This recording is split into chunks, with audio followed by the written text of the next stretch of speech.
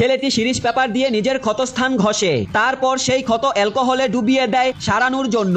তখনই সে যন্ত্রণায় চিৎকার করে উঠে। তার ক্লাসমেটরা অবাক হয়ে জিজ্ঞেস করে, তুই এটা কি করছিস? ছেলেটি জানায় সে চায় দ্রুত ক্ষত সারিয়ে ম্যারাথন দৌড়ে অংশ নিতে এবং জয় লাভ করতে।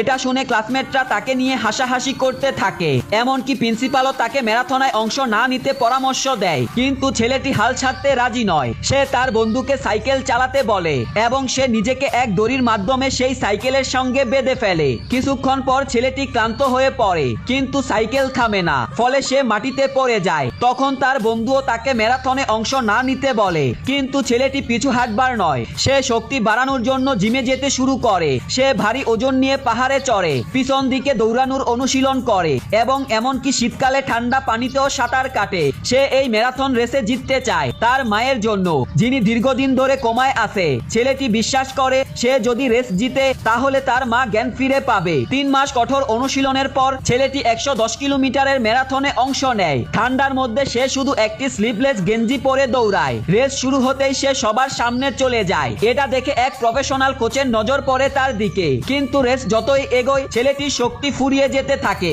আর সে হেরে যায়। হতাশ হয়ে সে হসপিটালে গিয়ে মাকে দেখে। তখন এক নার্স তাকে বলে, হার মেনো না। এটা শুনে ছেলেটির মধ্যে আবার উদ্যম জেগে উঠে।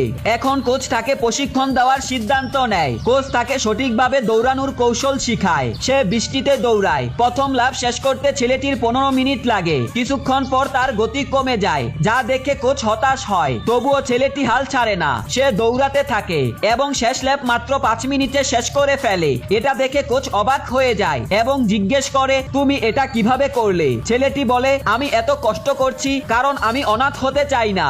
আমি সবকিছু আমার মায়ের জন্য করছি।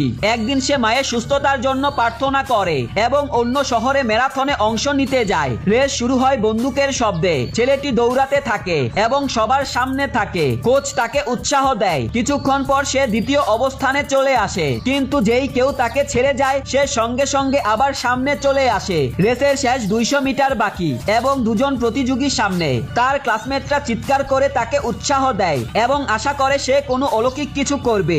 অবশেষে ছেলেটি রেস জিতে যায়। সে হসপিটালে যায় এবং নিজের জেতা মেডেল মায়ের হাতে রাখে। আর তখনই অলৌকিকভাবে তার মা জ্ঞান ফিরে পায়।